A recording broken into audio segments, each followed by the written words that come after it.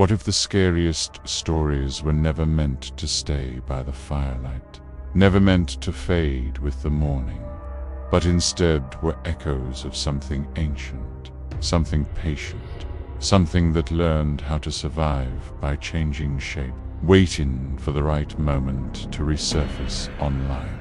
And as you imagine that thought, picture a slow, unsettling montage of faces carved into stone, shadows stretching across jungle paths, cold water rippling under moonlight, bar and forgotten villages where names are no longer spoken aloud, because long before servers hummed and screens glowed in the dark, our ancestors were already afraid, already whispering warnings to one another about things they could not explain.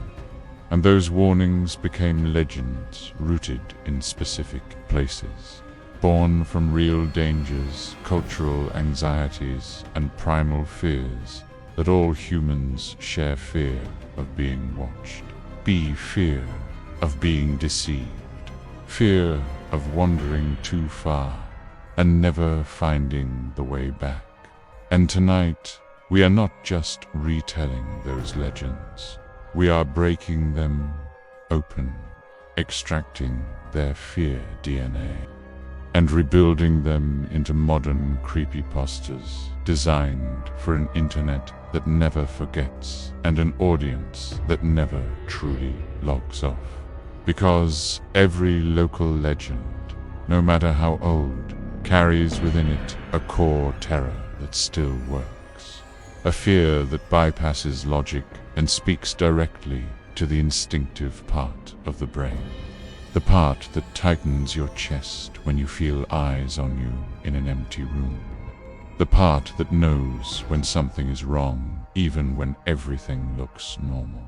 And when you strip these stories down to their bones, you find that geography and culture may change, but the fear remains the same.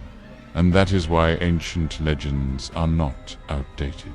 They are unfinished, waiting to be rewritten by each generation, waiting for new tools, new settings, and new victims. And as we move deeper into this journey, understand this clearly. We are not inventing fear from nothing. We are uncovering it, brushing dirt from its face, and asking a dangerous question. What happens when something that once lived in forests, rivers, and alleyways discovers profiles, cameras, and digital footprints? Because once fear learns how to travel at the speed of a signal, it no longer needs a campfire to survive. To understand how these transformations work, we must first unearth the primal terror inside specific legends. Starting in Japan with Kuchisake-Onna, the slit-mouthed woman, a figure born from urban paranoia and societal anxiety. A woman who hides her mutilated face behind a mask and asks a simple question, only to punish the answer.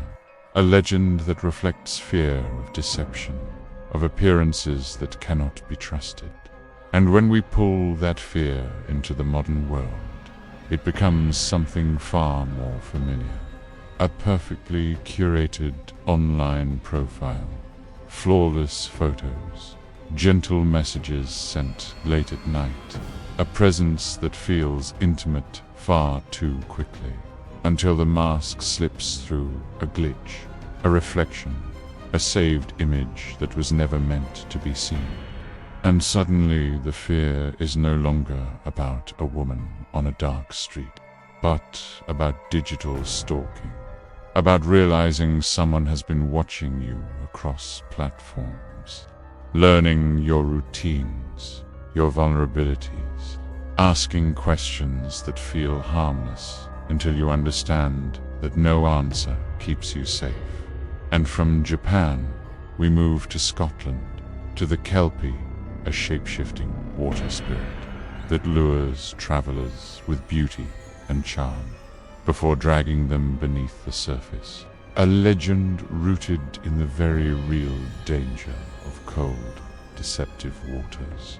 And when translated into the internet era, that same seductive danger appears as anonymous connections.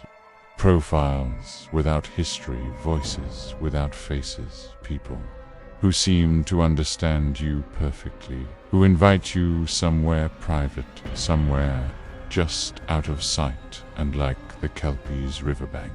The boundary between safe and fatal is crossed in a single step, a single click, and finally we arrive in Brazil with the Curupira, the forest guardian whose backward feet confuse hunters and punish those who exploit the land, a trickster, spirit that ensures the greedy get lost.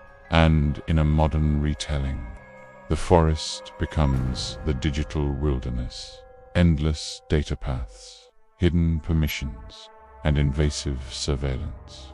And the Curupira evolves into an entity that punishes those who harvest data without consent, those who stalk, exploit, and consume without consequence, leading them deeper into loops they cannot escape their identities, fragmented their digital selves, scattered until they are lost in a place that has no map, because in every case the ancient fear remains intact. Only the environment changes and the monster adapts.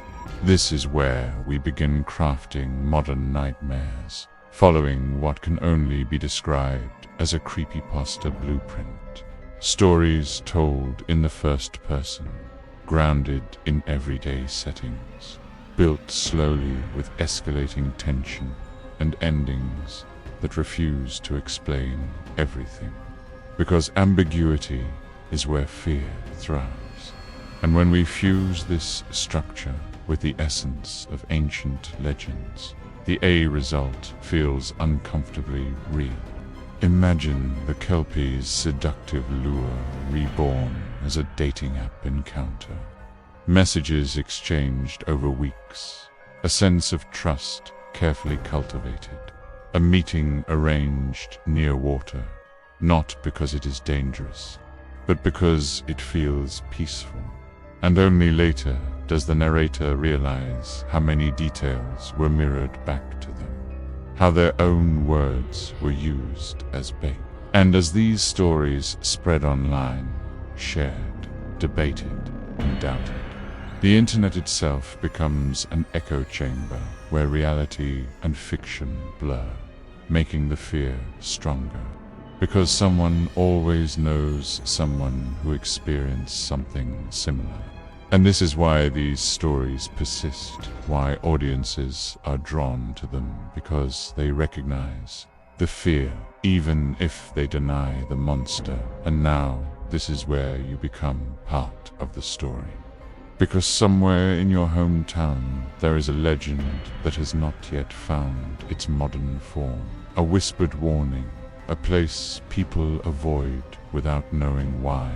And I invite you to share those legends, to become a fear folklorist, helping us uncover the next echo waiting to be reborn.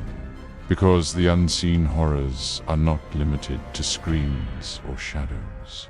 They exist wherever we stop paying attention.